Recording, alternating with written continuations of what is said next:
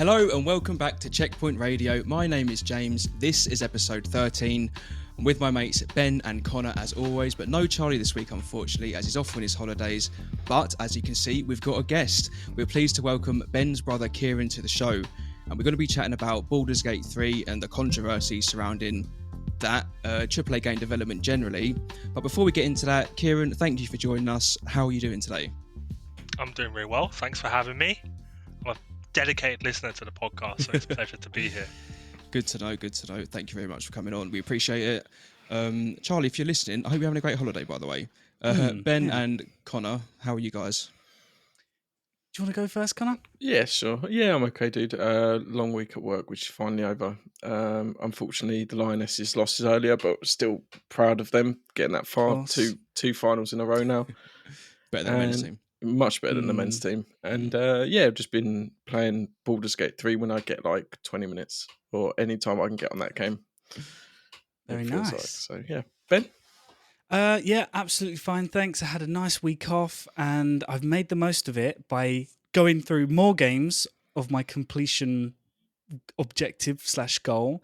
I've completed all the playable battlefields on PC and I'm making my way through all of the Medal of Honors now. And that's a bit of a slog.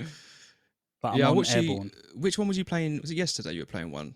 It looked really old, whatever you were playing. Yeah. It must be one of the original Medal of Honors. Yeah, Allied Assault, which I think was like 2002. And it was very dated. It was 4:3 aspect ratio.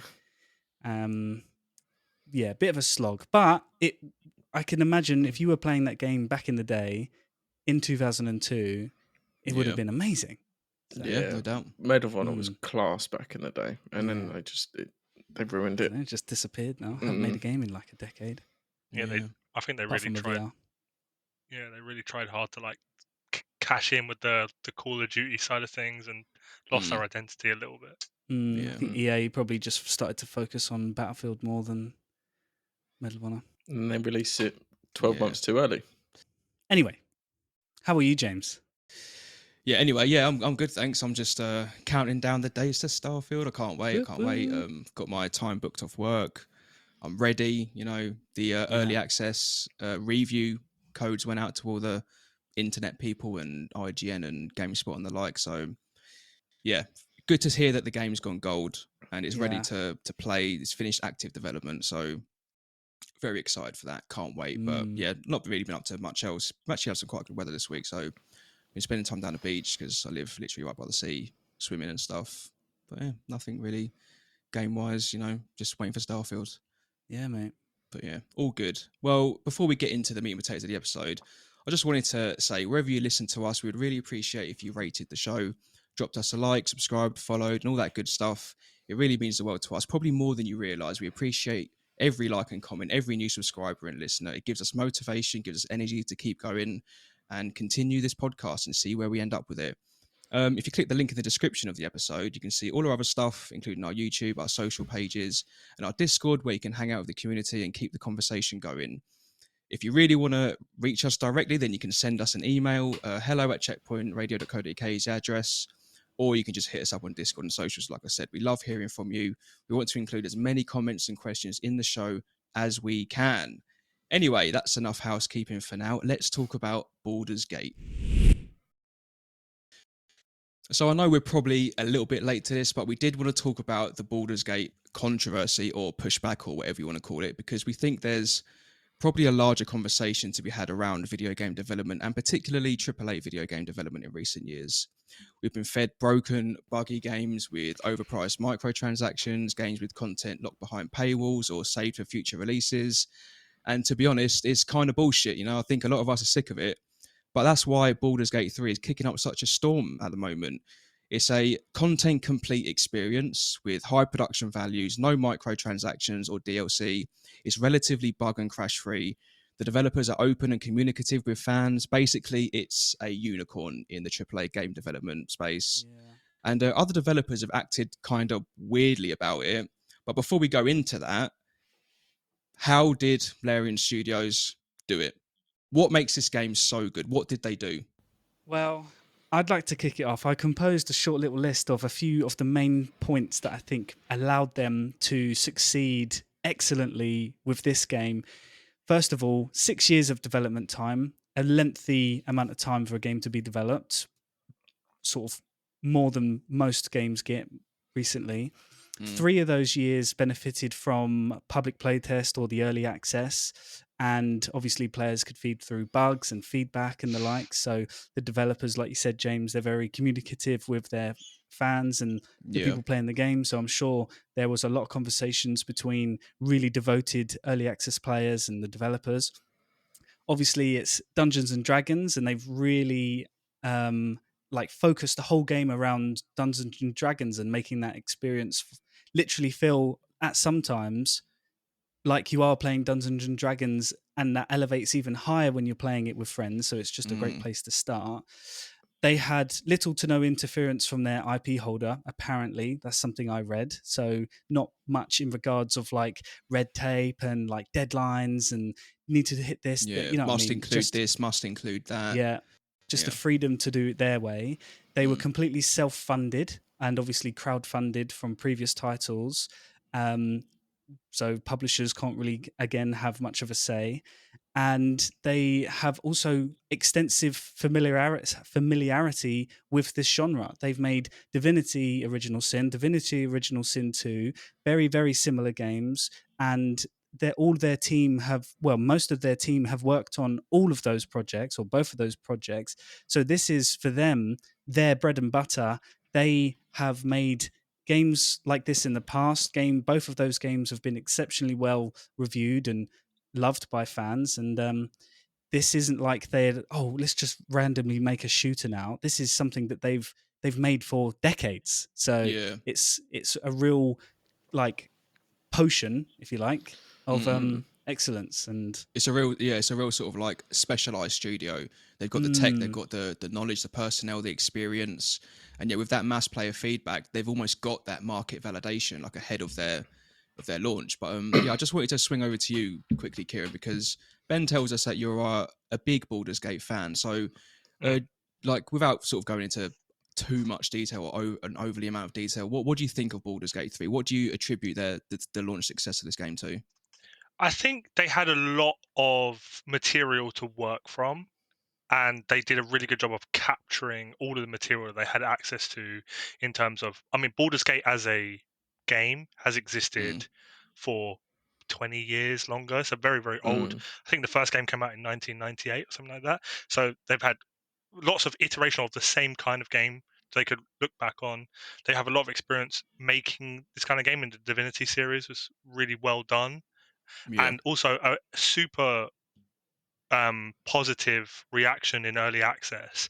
And from what I can tell, the developers and the community worked really closely hand in hand to make sure the game was progressing in early access. Even though they didn't have access to the full game, they like really tuned in on the mechanics of the gameplay and the bugs. And so Yeah. day one, like 1.0, when it was released, like the game was in a pretty much complete state. All of the teething issues that normally occur with like these big titles, it's like 100 gigabyte download, massive game, you dive in day one, sometimes there's teething issues, and that's to be expected in the modern era of gaming. But for like, they really nailed the early access experience, and then day one experience has been super positive as a result of that. Yeah. And they've Yeah. still sent out like a load of hot fixes as well. They're still patching things, but like you say, Kieran, the amount of times you download a game day one, there's a 30 gigabyte patch because the game's not fixed. And then even then you see the likes of Battlefield, 18 months it takes for it to actually find where it should have been when it released. yeah, And then I think a lot of these studios, these devs are coming out. Some of these devs are like indie developers, and I don't hold like a 3 to 5 man studio or even like a 30-40 man studio to that level. But I see Blizzard with 4,000 employees and companies like that size. And example, Overwatch should be to that level.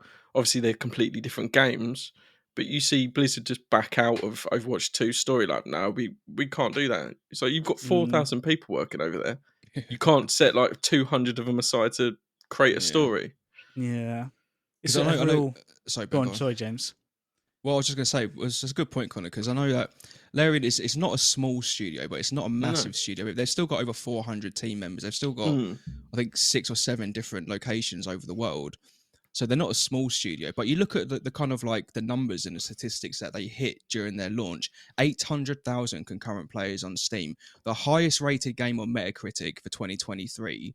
It accounted for like nearly 30% of the total playtime on Steam in its opening weekend, beating Wow. out Steam giants and Steam games that dominate Steam like CS:GO. Like the proof is there. Like the game has just done exceptionally well in its launch. Yeah. And you mentioned, well, actually, before we got into that, Ben, do you just want to wrap up what you were going to say, or Well, I was going to actually, I thought of a new point, which I think is more relevant now, to Okay. add another point which you just made. Their second weekend tracked higher numbers of players than their first weekend, which is a very sort of backwards trend, because usually the first weekend is the highest because obviously everyone's jumping on it. And then the numbers start to slowly dwindle because people have played it and maybe it's not their cup of tea and they're moving on and so on, many reasons. But the fact that their second weekend had more players than their first weekend means that word of mouth is getting around. Like, people are recommending it to friends and people are seeing the reviews and actually then venturing, like yourself, James. You weren't too fussed about the game in the first place. Yeah. And maybe it was the likes of Connor and I who was really kind of singing about it, or just the fanfare that we're seeing online about the game. How can you not be intrigued by a game like that? I even had a friend of mine who plays Call of Duty pretty much 24/7 message me about my opinion of Baldur's Gate, like a game that just doesn't fit him, but he's intrigued. So that fascinates me, because like CRPGs and tabletop sort of RPGs that come to PC, there's a very hardcore market for that sort of game. But like not 800,000 at the same time. Like there's people that don't play these games that have jumped in. Well, I think like D&D just generally in pop culture, it feels like over the last couple of years has grown in popularity. I mean, we see obviously we had the Chris Pine movie, the Dungeons and Dragons movie that come out, and that did reasonably well at the cinema. Stranger Things sort of brought D&D back into the mainstream because of all the kids playing D&D together in episode 1. So yeah, I just feel like at this point in time for Larian, like so much just went their way really well. And it brings me to this point about developers kind of talking back or pushing back against the game and kind of saying that Baldur's Gate 3 should not be the game that we now hold every other game to. It should not be the new standard. And I've got a quote here from one of the developers who said this. And there's quite a lot to unpack. And to be fair, they give some decent reasoning as to why. And some of it we've touched on, but we'll go into it. So this person on Twitter, it's not worth naming them because like I'm sure they're getting enough shit for it already. Yeah. But they said, like a lot of people, I am deeply excited about what the folks at Larian accomplished with Baldur's Gate 3, but I want to gently and preemptively push back against players taking excitement of Baldur's Gate 3 being so good and using it to apply criticism or a raised standards to RPGs going forward. I mean, straight away, a game developer telling gamers to lower their standards is just an outright bad take. You probably could have worded that a bit differently. No matter how you frame it, it doesn't sound good. But I guess the question is, should we expect this standard from games going forward? Or is Baldur's Gate just a unicorn? I think it's a unicorn to a certain extent. Larian may have gone out of business a few years ago. Like, they come close to consolidation, but me and Ben spoke about this the other day. Like, this is a passion project for them, and it's worked. You talk about like Dungeons and Dragons, and you get people like Critical Role are like massive on YouTube, and everything seems to have lined up perfectly. But they're pushing standards, and when Rockstar do it, it's fine. Red Dead 2 comes out, wins all the awards. People are saying it's the greatest narrative, or one of the greatest narratives ever told within the medium. The Last of Us does it, gets a TV show, and it's like, yeah, that's fine. And then a small studio does it and go, oh, we can't do that. It's a tough one. It doesn't make sense. Yeah, I'm in two minds, because originally when I first read that quote that you read out, James, I was like, no way, like, of course, we should now be expecting games to this standard. There's no excuse for game developers to not put 100% effort into their games and produce absolute masterpieces when they have thousands of employees that they can devote to developing these games. And I was very much of the opinion of like, no, we should expect the best. We've had too many games over too many years now where they've released and they're in a sorry state and it takes months for them to be fixed and so on and so on. But then I'm also considering everything that we said at the beginning of this podcast. When you do think about what Larian had for them and the obviously how well set up they were and are to have developed a game like Baldur's Gate 3, it does make me think about all of the factors about why and how Baldur's Gate 3 has been such a success. For instance, like they have made this type of game numerous times. They have extensive knowledge about this industry and genre. And it's, I mean, I read this quote. I don't want to move away from your point, James, but basically, Swen, I think that's how you pronounce his name, like the CEO. He had 400 people working on this one game, but it seems as if they'll be working on different projects. He'll be like spreading the teams to work on different projects and become like a multi-studio studio. And it makes you think like, well, will Larian ever make a game like this again? If they are now going to be splitting their team thinner to make more projects, will Larian ever make a game like this again? And that brings me to the point of like, well, maybe this shouldn't then be the standard of games in the future because. Sorry, go on. I've got an interesting point. I think Connor kind of spurred me on this path with the talk about Rockstar and Red Dead. And I think actually Baldur's Gate is similar in sense to God of War. You have an established franchise, then the God of War 3, you know, the new God of War, the sort of recreation of the game is slightly different. The reboot, exactly. You know, it to me that's a perfect game. Released, it was amazing, rave reviews. And I think Baldur's Gate is similar in the fact is that the game itself is amazing, comes out, but no one's saying that Sony can't do it again or and they put all the effort in. I think Larian should be held to the same standard that Sony held themselves at when they released Baldur's Gate. I think there's pressure to do it again, and like you say, can Larian do it again? I think Ragnarok is proof that studios can do it again, you know.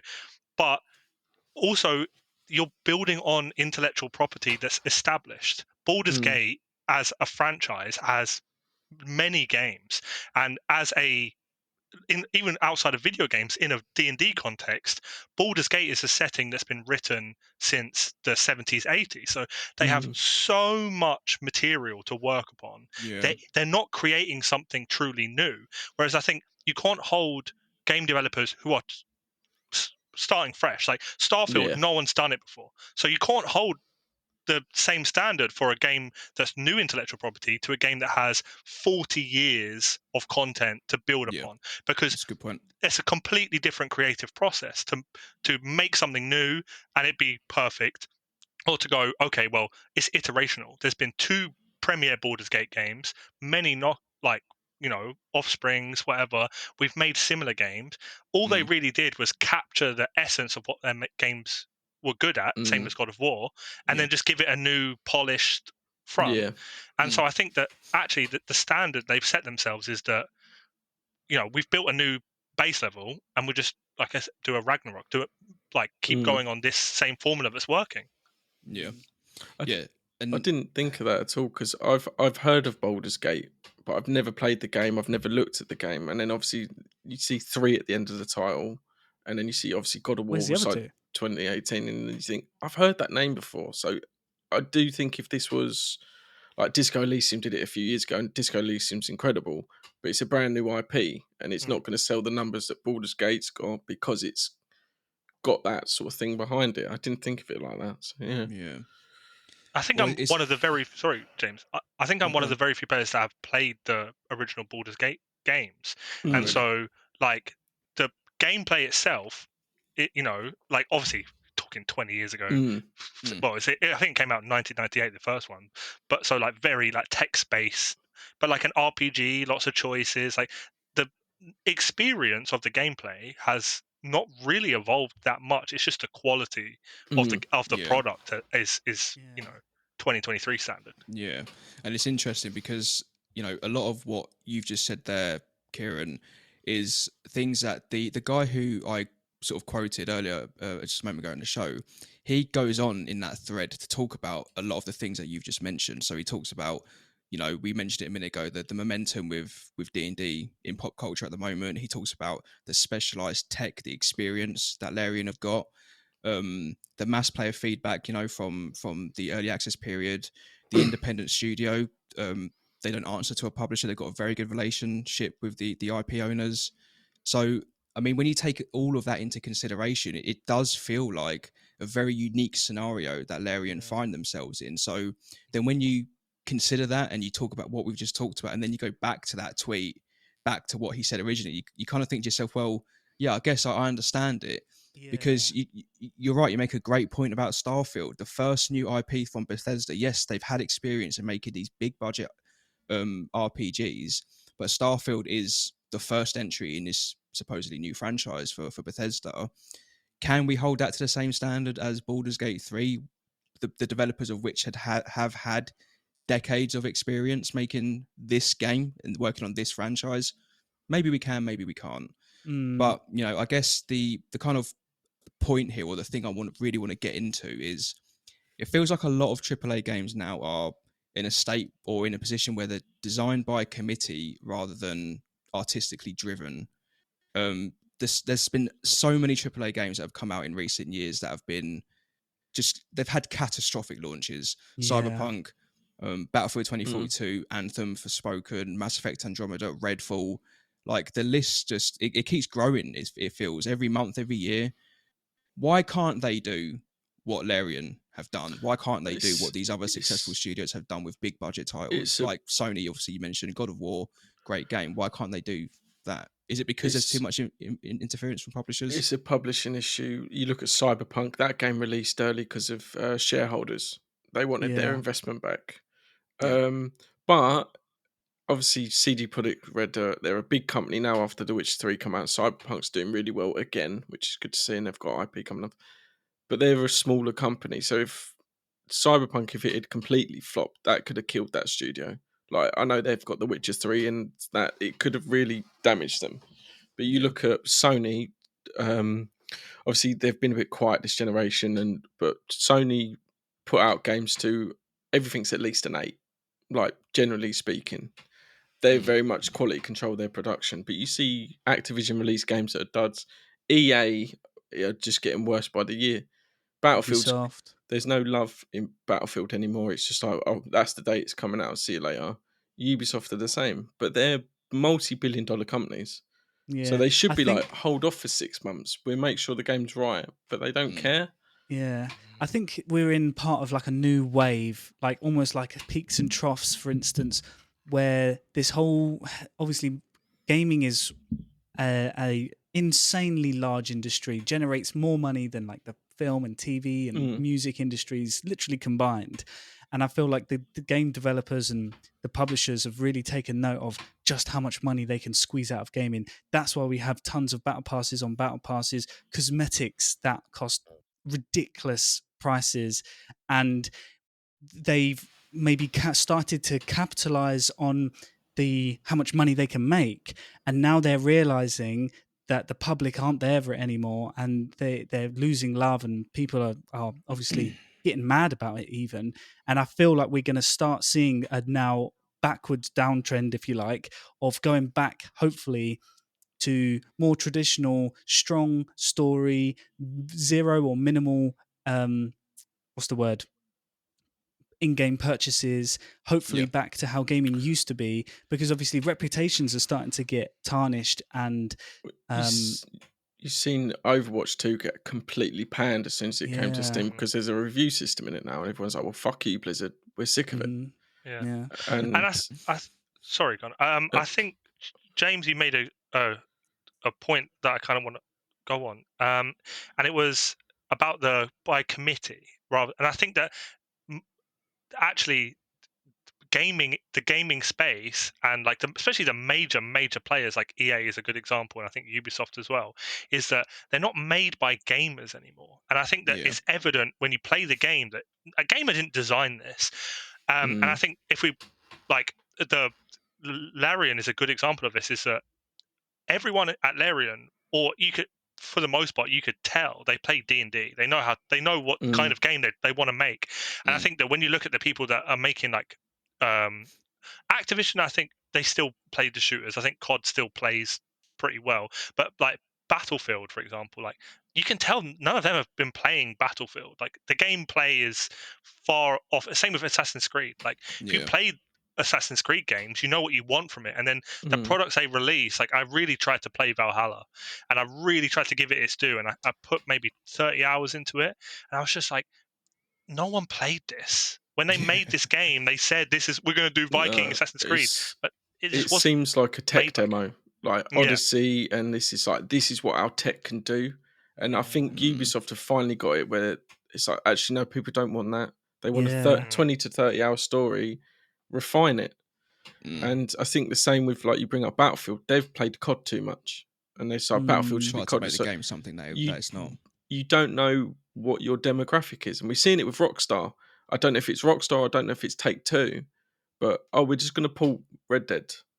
That was 100% Take-Two, that decision. Yeah, Rockstar had nothing to do with that. They didn't want to do that. They didn't care. If it was up to them, they probably would have just remade that entire game and just released it in the engine that they built Red Dead 2 on and made it the game that it was supposed to be. But obviously Take-Two saw the opportunity for a cash grab and went for it. And then you see it just before then, because like we hold Rockstar to this standard that they've set themselves. They push boundaries. They're incredible. And then Take-Two are obviously in charge, and we see it with the GTA remastered. We're going to give it to Rockstar Dundee. They're going to make a crappy port. We're going to make a bit of money based on nostalgia. I can play San Andreas again. And it looks like a reskin Switch game. It's terrible. Whereas you could have given they could have given those games to a Blue Point or a port in and remastering studio and built that from the ground up, and that game could have come out, done absolute gangbusters, but it was a quick cash grab. Yeah. I feel like... Go on, Ben. I was just going to say, I feel like this whole money-grabbing time of gaming kind of has to come to an end soon. Players are tired, and people are really... I know we've said it amongst ourselves, like, vote with your wallet, and I haven't bought, apart from Baldur's Gate, I haven't bought a game for a while now, hence why I've been going back through games that I have previously bought and not played fully, just because I don't want to encourage any... I haven't bought a battle pass in forever now. I haven't bought any cosmetic items in so long. There's a new Street Fighter, or maybe it was Mortal Kombat, but there's one of these fighting games coming out soon. There's 4 Ninja Turtle skins. Each individual skin is $20. Yeah, it's a joke. That's insanity. That's insanity. $20 for a skin is ridiculous. That should be half the price, or close to half the price of a full game. And so I want to see. Sorry, I was just going to finish and say I just want to see gaming like what Baldur's Gate has done, going back to just making quality games with zero extra additional content, no DLC, no in-game purchases, nothing. Because they were the heydays before gaming became just this money-making scheme. You see, like, I linked it the other day on Discord, that open world beta for Palia, I think the game's called. That Animal Crossing thing. That game's got microtransactions in it, and they're like $30 costumes and stuff like that. That game's free to play. So that makes sense. If that game's going to be free to play and it's like, oh, here's $30 I can quickly chuck to the developer so they can continue making it. That makes sense. Like, I bought Baldur's Gate, and there's I think it was £8.50. The like deluxe edition, it comes with some stupid hat and some like character sheets and a digital sound. I chucked in the £8.50 because I was like, right, I know you're making all the money in the world, but I appreciate what you've done in this game. I don't do that. I don't do that for anything. I don't buy battle passes. I don't buy skins on Call of Duty. I don't do it. I think they deserved it. No, and I think that some developers, and I think that if you some developers lean into that free-to-play model, and like you say that the game you're coming up, and for me, I'm a massive War Thunder player. Literally thousands of hours in that game, and so when they release a vehicle and it's $60 And it seems like so much money. It's like, yeah, but between the last purchase I made and the new purchase I made, I put 500 hours into the game. Yeah. So me buying the game again, essentially, for 60 quid is totally worth it because of the investment. Whereas you play some of these games, they come out, you open the game, the first thing you see is the Battle Pass advertised. You haven't even or the played shop the game or yet. the store, the in-game store, or whatever it is. Here's our in-game currency. Buy this, get a skin. Exactly. So I haven't even fucking started yet. Yeah, I haven't even it's not literally just hit A on the fucking start menu. So that's why I think the game. Larian have just sort of hit that nail on the head. Like on their website, there's a Q&A section, and there's a question of is there any in-game purchases or downloadable content or anything like that? And let me just find it real quick. But I hope it's not DLC. That game's big enough. I was going to say that. If they made like expansions, like I can understand that to continue the story or whatever they want to do, that's fine. Or add new story elements to the game. I'm completely on board with expansions, but like microtransactions and DLC, that it's got to be, the game has got to be, like you said, like a free-to-play game. It kind of makes sense because the developers have taken all that time to make the game. They've made it free. Then they need something to keep them going, to keep development going. Yeah. It makes perfect sense. It's fine. Here they said, so the question is, are there any in-game purchases? Their answer is no, there are no in-game purchases in our game. We believe in providing a complete and immersive gaming experience without the need for additional purchases. Enjoy the game to its fullest without any additional costs or microtransactions. And like you both said, or all three of you said, there are some games where in-game purchases are a great way of you supporting the developer, especially if that game is free to play, and especially if you maybe put the hours in, even if you've bought the game and you then want to continue supporting it because you love that game and you love your character or whatever you're playing. But I don't know, I feel like I don't want to say what I've said again, but I want to see gaming going back to being gaming, quality games that you will be like Red Dead Redemption. If you take out any of the multiplayer stuff, that is a legendary game, start to finish. You buy that game for the set price, you'll have a 10 out of 10 experience, and you can never spend another penny on that game. That's the definition of a quality game.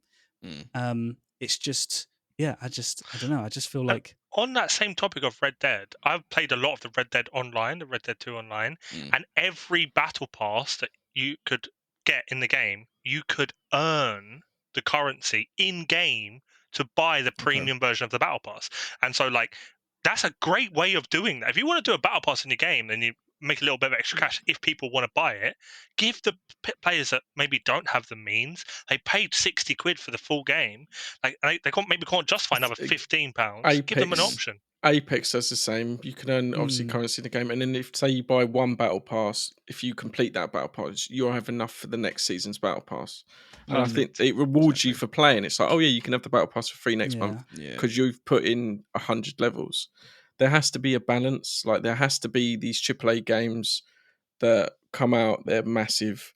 If AA games and indie games go to the free to play model, or there's in-game skins and stuff like that, like if I could have bought, I don't know, like something extra for Hades, I would have, because I enjoyed that game and I don't mind throwing a couple of quid like into it. But when it's Call of Duty and FIFA, like you go on there, Ultimate Team coins, Battle Pass. The worst thing about Call of Duty, in particular, is that like you can spend X amount on whatever the battle pass is, but after the season's finished, like if you can't unlock all of that content, then what?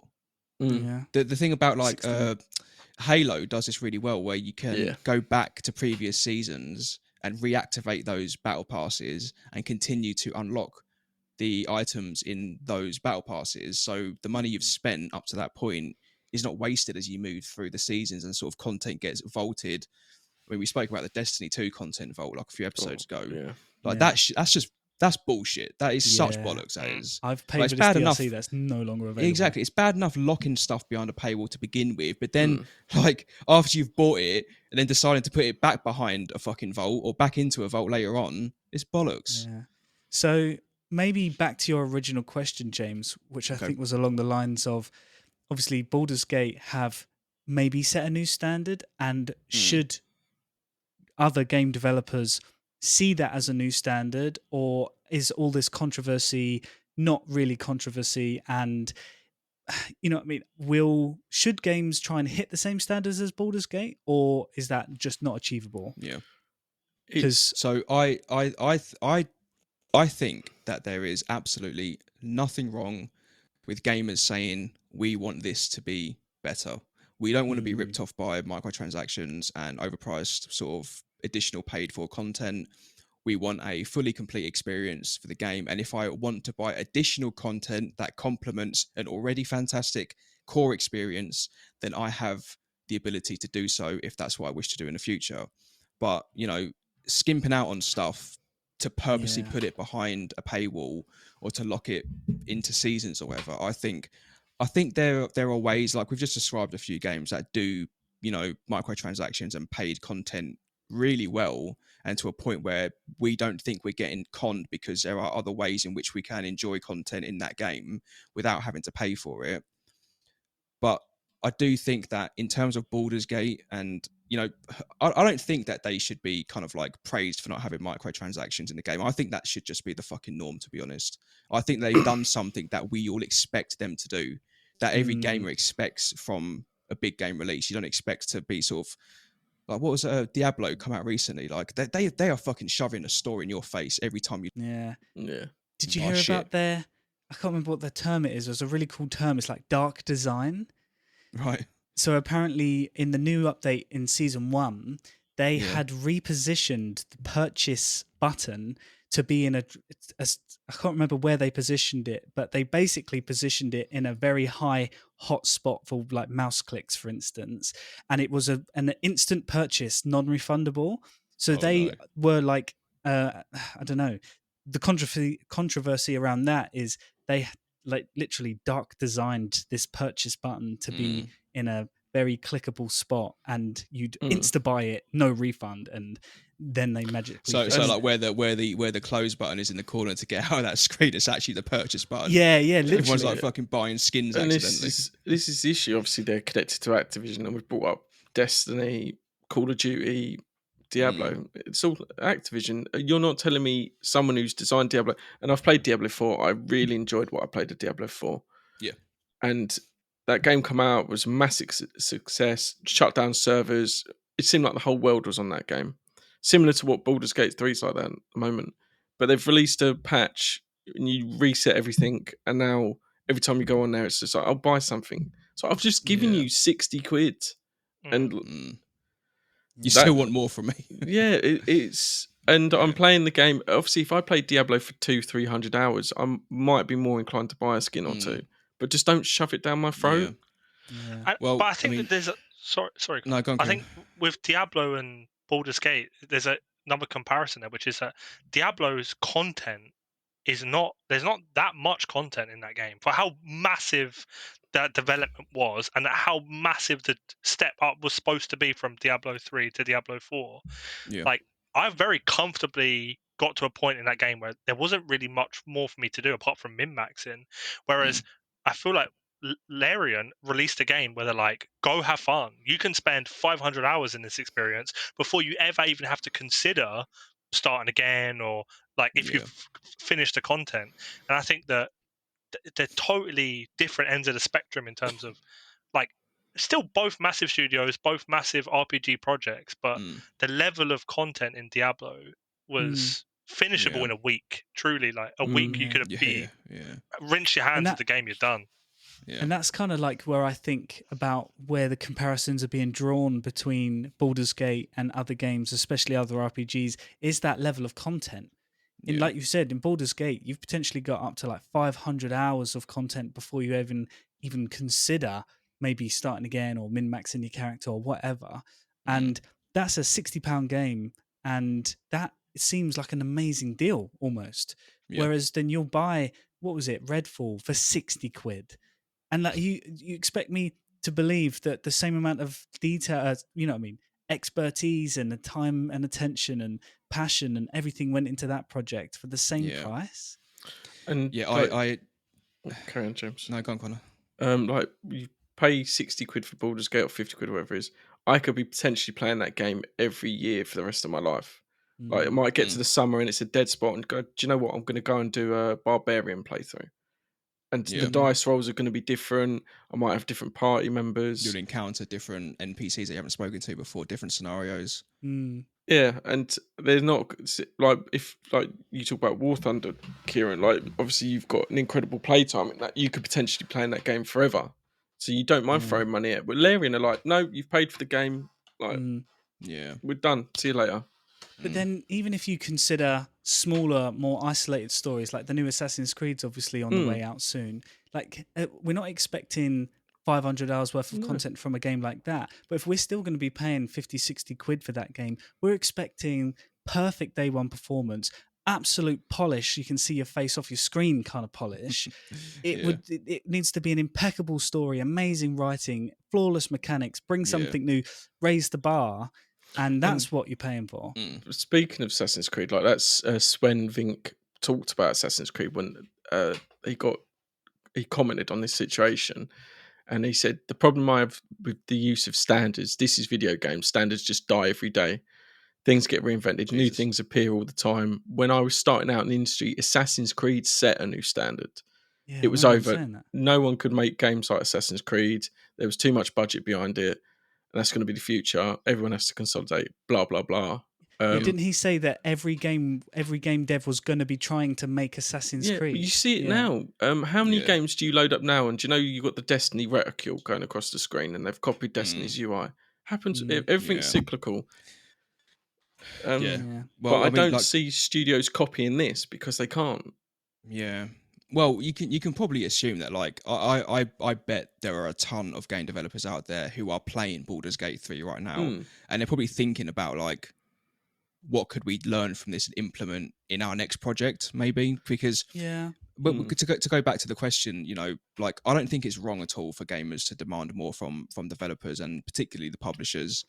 I feel like Baldur's Gate, obviously, it clearly raises the bar, but it raises it in a way that hopefully inspires other game makers to maybe not like make a game that's of that scale, because I mean, let's be honest, the game is ridiculously sort of large and expansive and detailed throughout, but to, like, from an artistic sort of standpoint, try and raise their own game so they can make something that they're proud of, something that they're passionate about, and something that we can then see that the love and the passion and the time has gone into it. Like when we play Baldur's Gate, you can clearly see that there is passion behind that project. Not like we said, games designed by committee, games that are just designed by publishers, and, you know, they have all these different sort of aspects to them, microtransactions, whatever it is, poured into the game, tight release schedules, developer crunch. We don't want to see that. We want to celebrate these games as they come out, and we want them to raise the standards and break boundaries and be great and incredible. And and hopefully Baldur's Gate, just like, I mean, I guess the last game I can think of that kind of did that would have been Red Dead Redemption 2. But we want that in the industry, because we want everyone to raise their standards, because we get better games. And I do kind of understand where some of the game devs are coming from when they say not to expect this kind of standard all the time, because obviously Larian have produced something magical, but I get that it's difficult to make something like, you called it a unicorn, Connor. That's the perfect word for it. Or maybe it was you, James. It was James. But regardless, it's an amazing project, and I understand if I was a game developer, even if I was a really good game developer who loved my project, I might just not have the resources to make a game like that. Like you said, Kieran, I might not have a plethora of material to work from, and I may not have made games using a very similar sort of style, engine, genre. And so I understand why some of them might be saying not to expect this, and obviously to sort of rein in your expectations for the future. But as a player, I'm expecting that from the future. Like you said, James, I'm expecting developers to take note, to marvel in what Baldur's Gate or Larian have done well, and try and apply some qualities into their own projects in the future.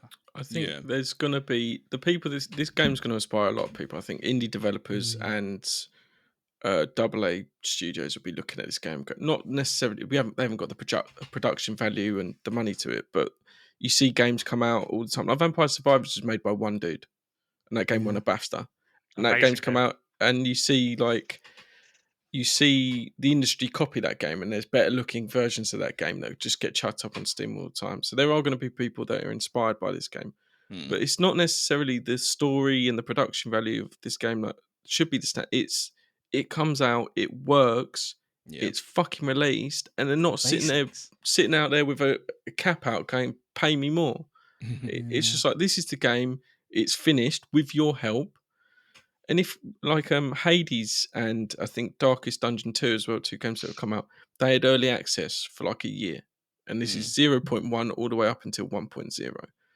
I think some of these games coming out, like Bungie's new shooter, if they had like a 6-month beta where it's just like behind closed doors, playtesting it, so they can get feedback from the gamers, that game's going to be infinitely better. I think AAA developers need to open up these games more, and not just the shooters. I know I've just mentioned a shooter. When do you remember? I think it was Warzone 1, and it was just complete radio silence from. I think it's Infinity Ward it would have been Infinity Ward that developed Modern Warfare 2019, and then I think Raven Software, who were overseeing development on Warzone at the time. But complete radio silence. I mean, one of the things I really sort of like about Larian is how they've communicated with the players and the fans. Like that goes a long way, and I don't think that publishers in these big studios, I don't think they realize how far that goes. Yeah. And like the title of this whole episode is, do publishers actually know what gamers want? And everything we've talked about tonight, it just seems like they don't know what we want. They don't know what we want from a game. And to be fair, like if we lay it out, it's not a lot. Like we just want a game that's finished, playable, it's had some passion put behind it, and it's just it's a finite experience that's packed full of good content. That's it. And be transparent. Like we played, obviously we haven't played it in a while, but Valheim we played tons of. Yeah, great example. They're constantly posting. By the way, this is coming in within the next 3 to 6 months.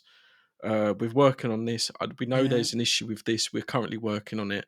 It might take a little bit of time. This is in the test version now. If you want to try it on the test, and like even if it's Call of Duty, it's a massive studio. But if it comes out and guns are overpowered, even if they put out a blog post saying, "By the way, we know these guns overpowered. We're working on it. Be patient with us." I'll be like, "Okay, no problem." But it's the radio silent. It's like whatever. We'll patch it when we patch it. I think if the standard that we're asking for is that it works, it's fun, but you're not charging me to play the game, and like there's content that I can enjoy. Like we're not asking for too much. Like the standard is actually, the bar is very low for what we're demanding. And I think that if they can't capture that, then they're missing the whole point of what gaming is for the gamers. So like gaming for the gamers is that moment of like coming home, logging into your favorite game and having that satisfaction that you have access to all the content that you want to have access to, that it works and that it's fun and like engaging. And I think so many developers, one of those is the stumbling block. And I think for Cyberpunk was a really good example because I never had any of the performance issues when it first released. And so I had an amazing experience because the game itself was fantastic, but they just didn't nail the performance. 90% of the people who played that game had some sort of issue. And so one of those stumbling blocks can ruin the release of a game. And I think if there's one lesson to learn from Baldur's Gate is that nail the fucking release. If you nail the release, then a lot of the misgivings of the game, like if we haven't really talked about the gameplay of Baldur's Gate, but there are some misgivings in the gameplay from a like strictly like inside the game perspective. But the release was perfect. They nailed the early access. It's not too much to ask for to do that in reality. And even if you don't nail the release, like No Man's Sky is celebrating 7 years. When that game came out, I thought that game was dead in the water. Like it came out, the company went radio silent, and it was like, oh, this isn't a good look. And they've come out, they've been transparent. They've said, look, we're working on this. This will be coming at some point. And that game's got a massive community now. And it's all because Hello Games come out and they're transparent. They're like, right, we're working on this. You don't have to pay for this content, a lot of it. I don't even know if they do DLC too much, but it's just like, right, this is coming. We're doing this. Sorry about that. And you look at the Metacritic for the year. Dave the Diver's sitting there higher than most of these AAA games. Dredge is sitting there higher than most of these AAA games. Dredge is so good. Yeah, and it I need is. to play that. It's a great game. And there's a game that's just come out, which is like by a tarot card reading witch that's getting incredible reviews. Oh, I've completely spaced on the name. They're not incredible worlds. Like Dave the Diver is very repetitive and similar, but it works and it's got that hook. I'm not looking for everything to look like Baldur's Gate 3. Just a game that works and comes out how it's intended. The standards are actually pretty low, like you say. Yeah. The standards are Pretty actually much. quite low and pretty reasonable when you talk about it like that. So I've got a question then, which is Alright, kind of like moving onwards. Okay. So obviously Baldur's Gate came out, great release, kind of hitting expectations and beating them. Obviously we have Starfield due out soon, even sooner when this episode comes out. Obviously this game has been delayed and expectations are through the roof. Bethesda have had a rocky past. How are we feeling about Starfield? And obviously now that Baldur's Gate has set a very recent and a very high bar, how confident are we that Starfield can do the same? I don't think Xbox would have been as. Oh, I say that Xbox fucking shit their pants all the time, but they've put everything onto Starfield, and I think Bethesda. This review code come out a lot earlier than Redfall's did and previous Fallout games and stuff like that. Usually they don't get the review code till like day off. So Bethesda are confident. I think Xbox are confident, but I think they do misplace their confidence at times. All I want from Starfield is like, I know Bethesda has issues. They've got a new engine, and usually it takes 6 to 8 months before the modders get in and make the game whole, if you will. But all the game's got to do is come out, and if it's not, it's going to be buggy. It's a big game. Like every game that size is going to be buggy, and like they've never made a game this big. If it comes out and it runs smoothly, and I don't get people T-posing, they're fine because the game's going to have so much content in it, and it's not much to ask. Just don't fall through the world. I don't want to see NPCs T-posing or their teeth falling out of their mouth, crashing. and that's it. Yeah, I mean, my personally, my expectations of Starfield have not changed because of Baldur's Gate. I think Baldur's Gate has set a standard, and that's fine. I think we can all accept that, and like we said, we can all demand higher standards from all the games that come out. But you know, I'm excited for Starfield. I'm really looking forward to it, but I still have that skepticism, you know, because I think we've been burned so many times by AAA games in recent years that there's always going to be that sort of like. Until we get like consecutive AAA releases that are just nailed one after another, and we can get over the past sort of like two or 3 years of shit releases that we've had, maybe that feeling will go away. But it's just unfortunate that's the way I feel, and probably many other gamers feel about AAA game releases in 2023, is that you just don't know what you're going to get on day one. But I completely kind of echo your sentiments, Connor. If all I want from the game is for it to come out and to be like to be game breaking bug free. I just want to be able to play it on day one and it to run the way that it's meant to run. I'm not really expecting, you know, to have some like life changing experience from playing the game. I just want it to be playable. And then I'm sure like because it's a Bethesda game, because it's a big Bethesda RPG, the enjoyment will eventually come when I get my teeth into the game and start playing it the way I want to play it. That's what you get from Bethesda RPG. I think for me, I'm part of a rare company where I actually have quite kind of mitigated expectations for Starfield, simply because of, and not to compare them to Baldur's Gate, because I think I agree. Like the standard we've set is pretty basic. Make sure the game works. Make sure it's you very have low some content. But I still have hang-ups from Fallout 4 and Fallout 76. I feel the I same think way. Fallout 76's release, especially the release, because I think the game, actually, I've played it like a year and 2 years after release and gone back to it. It's fun. There's gameplay loop there that's fulfilling and you can enjoy it. But the way they promised the multiplayer experience, I know Starfield doesn't have multiplayer, but the experience promised and the experience delivered with Fallout 76 was so far off that I will never trust Bethesda to launch a game well ever again. Fallout 76 was the worst game I've ever played on release. There's not even a close second place to that. There was no NPCs. There was only enemies in the whole game. It wasn't Sounds a game. a bit like Redfall to me. I mean, Redfall. I didn't even play Redfall because I don't trust Bethesda in that sense. But I'm really excited because I think, like I said, new engine. There's a whole new experience going on for Bethesda and for the fans, and so I think it will be a good game. I think they've invested enough in it, but I think realistically, with Bethesda, if you're not managing your expectations, you're going to get burnt. Yeah, there's only one thing that I've seen recently that has kind of made my faith in it increase slightly, because I very much feel like we're kind of all on the same page in regards to expectations. But I was quite interested to see that they tweeted, or one of the developers tweeted, that Fallout 4 released on a version 1. So when the game came out to the public, it was very much just on a version 1.0. But apparently Starfield's releasing on like a version 1.6. And Okay. so it's, for me, it's like they've hit version 1, which would have been technically ready for release, but they've obviously then continued to work on it. So a part of me is thinking like, come on, Bethesda, this has got to be the one. I've got 2 points to this. That is rather Todd Howard fucking propaganda. Yeah, who knows if it's true? It just works, guys. It just works. Yeah. It just works. Or if 1.6 comes out and it's dog shit, how bad was imagine. 1.0? How bad was 1.1? Yeah. It's like, and I've been burnt by Bethesda. I've got people call him God Howard. He's a fucking fraud most of the time. Fallout 4 was awful when it came out, and 76, like you said, Kieran, it's like I didn't play it on release, but we played it after, and there's a, like you said, there's a loop there, but what they promised and what they delivered.